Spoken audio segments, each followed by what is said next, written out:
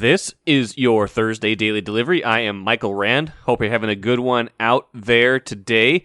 Lots to get to on this episode of the show. Andrea Yoch will join me here in a little while. She is the president and co-founder of Minnesota Aurora Football Club. That is the women's soccer team that will make its debut Thursday night at TCO Performance Center, the home of the Vikings. That is their practice facility. That game is sold out, by the way. 5,600 fans expected to attend that game. Much of the season already sold out as well. So I'll talk to Andrea about just the success story so far of that team and how it all came together in a little less than 1 year. Also get to the Twins here in a little bit. They had their winning streak snapped, and Byron Buxton did not have his hitless streak snapped. He's now 0 for his last 26. Spent a decent amount of time talking about his slump on Wednesday's show, but we'll get into that a little bit more today as well. So got that coming up. But first, what did I miss? Like I said, we'll have some happier soccer talk here in a little while, but that is not the case from Minnesota United. Lost 2-1 to Union Omaha. Omaha Union. I don't even know exactly how. I'm going to look it up because I didn't even know exactly how to frame what they are, but they are a third division team in the USHL, a third division team in USL League One. Yes, that is Union Omaha. I had it. I think I had it right the second time, whenever it was. They lose 2-1. Loons took a 1-0 lead early in that match in the U.S. Open Cup, doing what you're supposed to do against a lesser division team, right? A team that comes in with quite a bit of, whether it's optimism, whether it's, hope.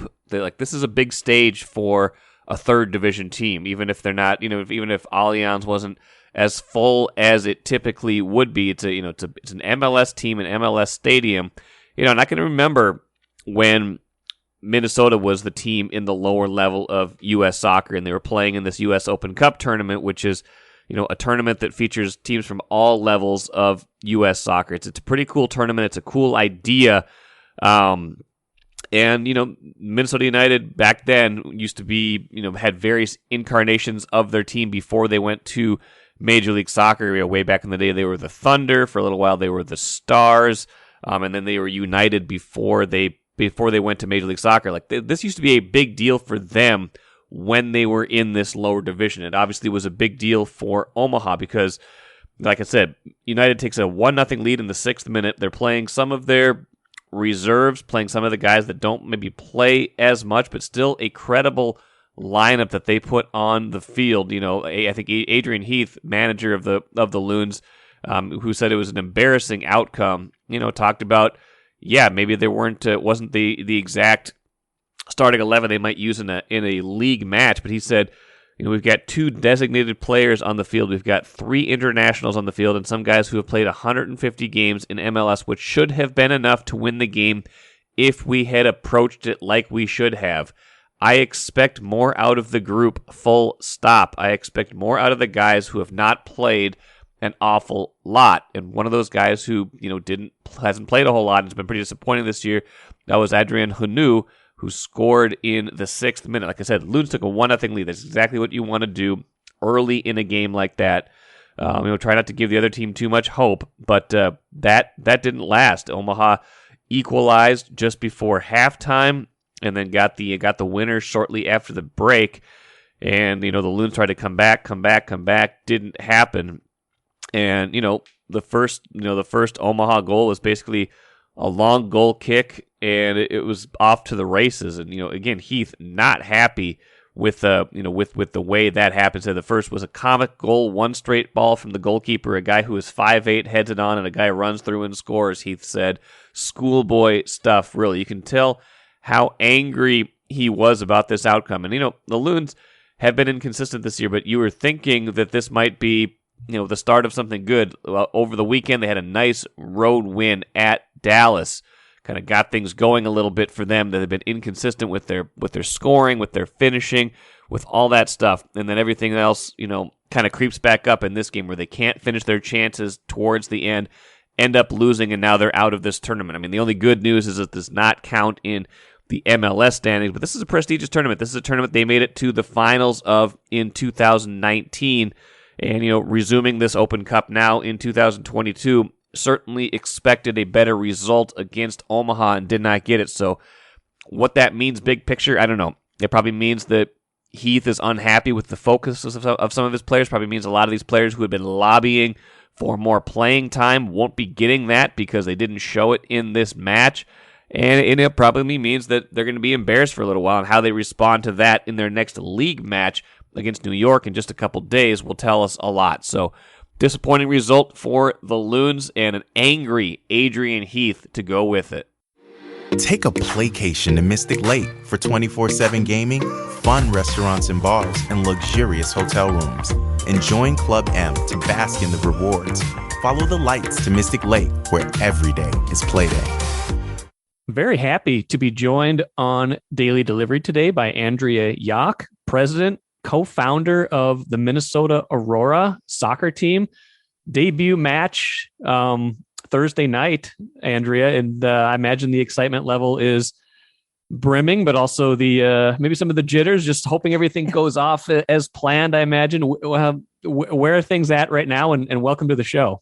Oh, thank you, Michael. Well, we announced on Tuesday that we are sold out, which is very exciting. That has created a flurry of activity with people trying to get tickets today. And because we are a community-owned team and all of the 9 founders live here in the community, we're all getting the texts from people. So it's a little bit of what we created about being a part of our community is coming back to bite us right now because everybody, is looking for tickets, but all a really good problem to have. I was going to say good problem to have. And you're playing your home matches at the TCO Performance Center in Eagan, the Vikings training facility. And that, I mean, if you're selling out there, that's how many seats is that? We're capping it at 5,600 because we want people to have a good game day experience. You can fit in a little bit more, but Viking security told me that the one time they did that, they had to actually walk through and ask people to squish in. And I'm just not willing to do that. We're not going church style. I am not telling people to squish in. So we capped at 5,600 with standing room.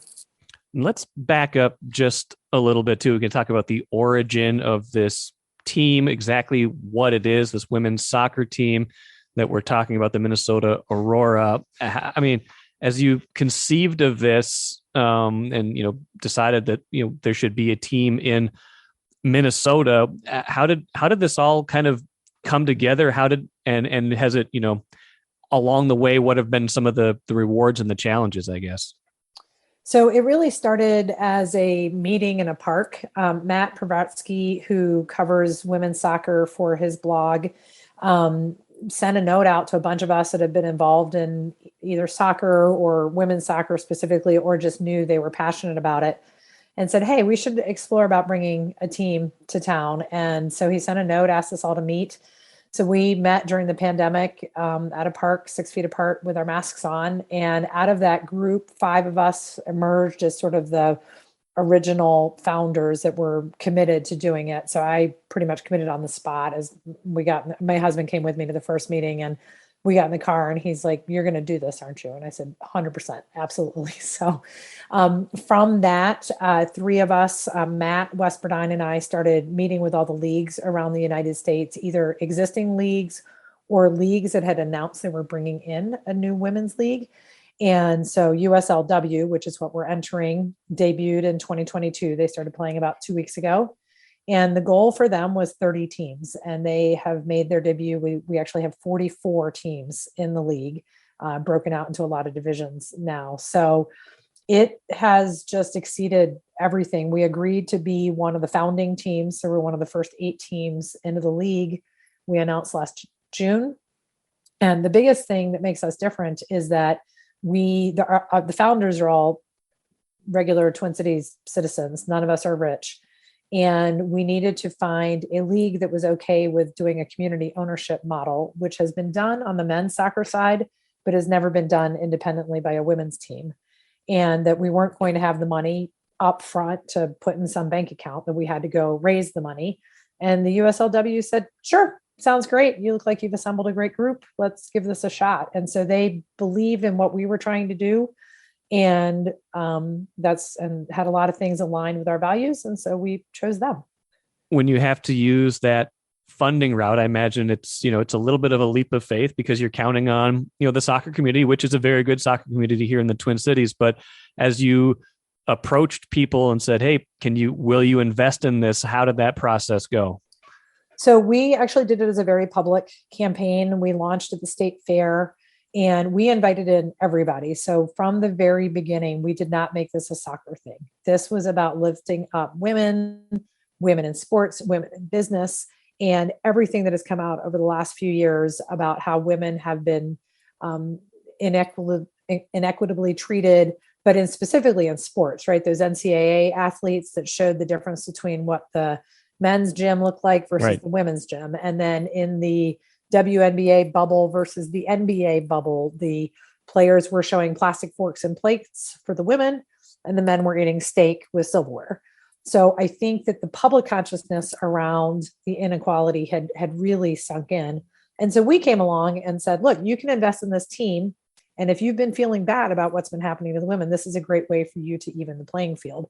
So this was much bigger than soccer. And we have seen over and over again, even the questions I'm getting from friends over the last few days, most people, this will be their very first soccer event. They haven't watched soccer. They're not soccer fans. We obviously have a very strong base in the soccer community, but 3,080 people is more than just hardcore Twin Cities soccer fans. We have owners from across the world, and they believe in what we're doing. Yeah, that's great. And it's going to be, as you've kind of counted down to the opener on Thursday, I mean, I'm sure there's been a million things to take care of. What do you imagine it'll be like when the ball is actually in play and this is actually happening? I'm sure I'll be crying. That will be without a doubt. Part of it is exhaustion. Part of it is relief. I was very fortunate to be a part of the team that opened US Bank Stadium with that soccer match. And the moment that the national anthem finished, I was in full on tears. I was just like, there was nothing else we could do. It was all about the soccer at that moment in time. So there'll be a lot of emotion for all of the founders. We all have other jobs. It's been very much a labor of love, and we are all working on it pretty much nonstop all the time. And so when we get to that moment tomorrow night, when the stadium is full and we look around and the whistle goes and the soccer starts, it's going to be something. How did you go about, assembling the roster, putting all of this, putting all the actual team together? I mean, this is a league where the players are not paid, but they're aspiring to be, perhaps aspiring to be professional soccer players at some point, and this is a stepping stone along the way. But how do you then, recruit players to come play in Minnesota, come play for us? Okay. Well, so the first thing was assembling a coaching staff, and Sure. We had some amazing candidates apply for the job. And we ended up being able to hire the top 3 people who had applied and ask them to work together. They didn't, as 2 of them knew each other, but anyway, so we put together this great coaching staff, and then they started working on their networks. They started calling their college coaches that they know. They started calling the youth programs that they had been in where the players had gone on to do other things. And that's really where it started. We did have open tryouts, and we signed a few players from our open tryouts, including one of my favorite stories, Christelle Yua, who was a star at Michigan State, Big Ten captain, graduated. There was nowhere else for her to keep playing. So she applied for dental school at the University of Minnesota. She was finishing up dental school, and she was playing intramural soccer at the U.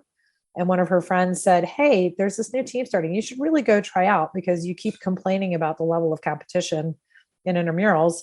So Christelle came, tried out, and our coaches didn't even know she was in town because, she thought her soccer career was Sure. over. Yeah. And she stood out among everybody else trying out, and they quickly Googled her, and we're just like, whoa, wait, this was a outstanding Michigan State player. And so she's gotten herself back into soccer shape. And so it was a combination of those things. And then really we had so much publicity when we first started that players were paying attention.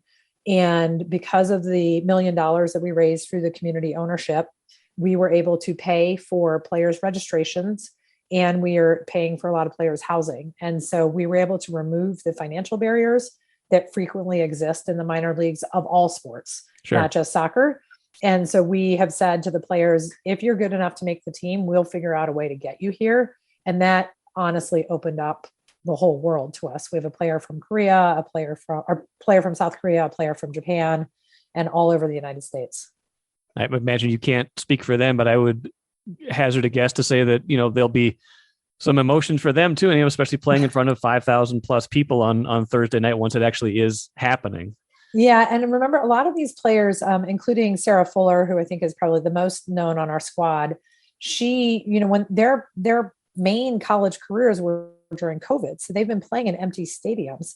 And so even Sarah said the morning that they came into TCO Stadium for the first time, even when she kicked for Vanderbilt football, which normally would be 60,000 people, the stadium was empty because fans weren't allowed in there. And so for all of them, this will be the biggest crowd they've ever played in front of, and the nicest facility. They have hands down said it's the nicest building they have ever been in. And so that first morning of practice, when they came around the corner onto the field, they were just thrilled.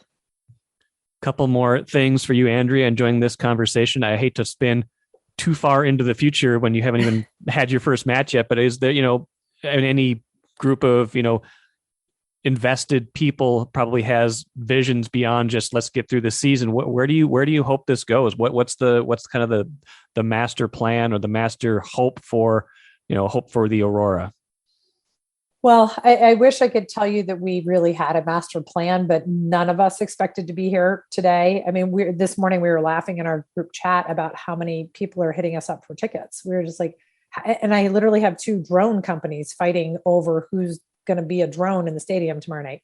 So if you'd ever told me I was going to have these conversations 11 months ago, I would have thought you were crazy. So right now we're just really open to whatever the future might bring. One of our sponsors said to me today that it feels like a magic carpet ride, and it really does. It's been an incredible year since we announced, and I think anything's possible in our future. Clearly, the Twin Cities community in Minnesota is hungry for a professional acting soccer team for women. And even though we are pre-professional, we are treating it just like the highest levels. And clearly the community has responded. We sold out our shares. We've sold out our tickets. We've sold more merchandise than any minor league team of any level has a right to sell. And our media support has been unprecedented across the country, not just here, but we have been hearing from teams everywhere about what we're doing here. The head of our league is coming in tomorrow night to try to figure out what's in our secret sauce that is working so well. But I really think it's about the Twin Cities and about people here being ready to step up and support women and women in sports and soccer. And the merch is pretty nice too. Yeah, that we nailed the logo. And I can honestly say that because I had nothing to do with it. We had 3 amazing female designers. Again, we've been very true to part of our mission is as many opportunities for women in sports as we can. And these were women who have wanted to break into sports, haven't really had a chance. And they came to us and said, can we help? And same woman who designed our inaugural scarf, she came to us and said, how can I help? And then the woman who designed our kits, our uniforms, had done some work in soccer, but couldn't break through to a higher level. She showed up and said, I want to help. I want to design your kits. And she crushed it. So all we've been doing is just staying out of the way of these brilliant women. If last thing for you, if someone can't get a ticket for a sold out game tomorrow, but still wants to watch it or wants to go to a future match, what's their best, where should we send them? So I'm happy to say that to watch it, you can go to WCCO.com. We have a partnership with WCCO TV. Again, another group stepping up. They are streaming all our home games, which is amazing. Production is actually being done by the city of Eagan. And so we will have full production. We have play-by-play and broadcaster. And then future games, go to mnaurora.com. And I will tell everybody that we are 80% sold for the entire season. And so if you missed out on the home opener, don't dilly-dally because you may miss out on the whole season. We're capped on season tickets. And so just have about 1,000 tickets left for each remaining game. That's amazing. Well, just a great success story so far. And I think everybody's excited to see what it looks like on the field. You perhaps more than anyone else, and seeing how this all comes together. But Andrea, thanks for all of your time today, and best of luck at the opener. Okay. Thank you very much. Hope we'll see you out at a game. Hope you enjoyed that conversation with Andrea Yoch. Just some interesting things going on with that team, just how it's being constructed, how it's being put together, the support being shown for women's soccer in this market, and obviously men's soccer too, with Minnesota United drawing so well, getting a lot of supporters. That tells you something. That tells you that this market might be in line for that team, the Aurora, to move up as time goes on, to maybe become an even bigger deal, an even bigger and better thing here in this market. But we will see. First things first, they get to play their first match tonight. That will be interesting to see. Should be a pretty cool time out there at TCO Performance Center in Eagan. Let's move on to the Twins. A winning streak snapped. Detroit gets the finale of that series, 4-2. A rainy, chilly, not nice day at Target Field. Detroit tied it later in the game, and then won it in extra innings on a home run. Bigger news, which we've talked about a few times here already on this show. The bigger news: Byron Buxton 0 for 5 again. Struck out once. The slump continues. He is now 0 for his last 26. Batting average all the way down to 202. Yeah, 202. That's flirting with the Mendoza line. That's not, 3 weeks ago we were reading a lot of stories about, is Byron Buxton the best player in baseball? A little less than 2 weeks ago, we learned about the plan to rest him, to make sure he's healthy throughout the season. Around that time, he hasn't had a hit since then, and some of it's bad luck. We're getting the Byron Buxton's hitting the ball hard, but he's not getting a lot of luck, and there's some elements of that. Hit another ball very hard in yesterday's game, but didn't get a hit on it. Has almost homered in each of his last 2 games, but almost home runs are out in this case. So a little bit of bad luck, but when you're 0 for 26, it's not all bad luck. Is it his knee? Is this health related? Well, Buxton got asked about that on Wednesday after the game. He says, mentally is what really is the toll. Being hurt the last few years, and you can play, but it's not the way you want it to be, and then you have to take another 10 days talking about the possibility of going on the injured list. Said, mentally, I'm still in a good spot. I'm positive. I'm confident. So like I said, it's just about making sure I'm there for my teammates. I want to play. I want to contribute to the team. I'm not really thinking too much about the knee. Once you're out there, you're trying to get a win for the team, and that's most important. I'm doing everything in my power to make sure I stay on the field and be there for them. So, is it the knee? I don't know. It's not the knee, I would think, right? Anytime you're in a certain amount of physical discomfort, you're not, it's not what you want. Even if you're not blaming it entirely for what's going on, it's got to be contributing to it. He's not, he's just not he's not in a good place. He's not playing to the best of his abilities. So, he said, I want to play, I want to contribute to the team, so I have to make better at-bats, get on base, and just try to get more runs across for my teammates. I'm not really thinking too much about the knee.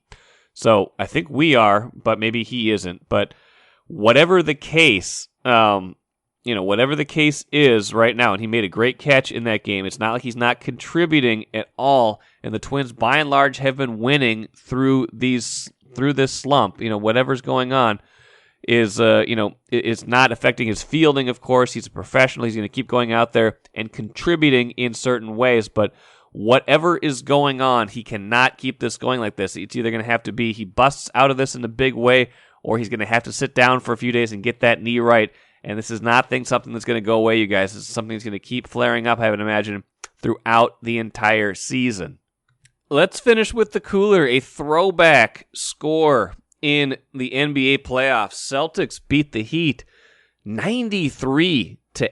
And this game was, the Heat were ahead 42-37 at halftime of this game. This is like a game from it's like a score from like the, mid to late 90s to early to mid 2000s in the NBA before they loosened some of the restrictions on guarding and, made it so you couldn't really hand check so guys could get to the basket a little bit easier. Kind of reminds me of like what the Wolves-Kings game back in the day, the Game 7 that the Wolves won. That game was in the 80s, a very low-scoring game. 93-80, Boston over Miami. That's a huge win for Boston. They go up 3-2 in the series. Like I said, they trailed at the break, but end up getting that done. Our old friend, by the way, Jimmy Butler for Miami, 4 of 18 in this game. Only 13 points in this game in 40 minutes, so not a great effort from Jimmy Butler in this one. So interesting playoffs. The NBA playoffs have been interesting this year. It's just been a lot of blowouts in some cases, a lot of, weird kind of back and forth series where the series have been competitive, but the games themselves haven't been all that close or great. Boston kind of took control of this one in the third quarter when they outscored Miami 32-16. That was the only quarter, by the way, in which any team scored more than 24 points in the quarter. So just a real defensive struggle, a real back and forth game. Jaylen Brown, 25 points for Boston, 10 of 19 shooting, including 5 of 9 from 3-point range. So interesting playoffs. NHL playoffs were pretty good too. Blues beat Colorado, rallied from 3 goals down to stay alive in that series. I got a feeling Colorado's going to finish that one off at some point here. But that was a pretty big rally for St. Louis, especially considering that game was in, I believe, Colorado. So quite a rally for them on Colorado's home ice. Yeah, that game was in Colorado. Nathan MacKinnon had a hat trick for Colorado, gave him a 2-0 lead in the first period. They extended that to 3-0 on a Gabriel Landeskog goal in the second period, but then Tarasenko for the Blues got one late in the second period, and those late second period goals can be dangerous. Blues end up tying it up midway, actually 5 minutes left in the third, but MacKinnon gave him another 4-3 lead. MacKinnon could not have done more in this game. Hat trick in this game. Then the Blues tie it with less than a minute left and score early in overtime. Tyler Bozak, assist to Nick Leddy. Our guy Nick Leddy from Eden Prairie got an assist on that winning goal.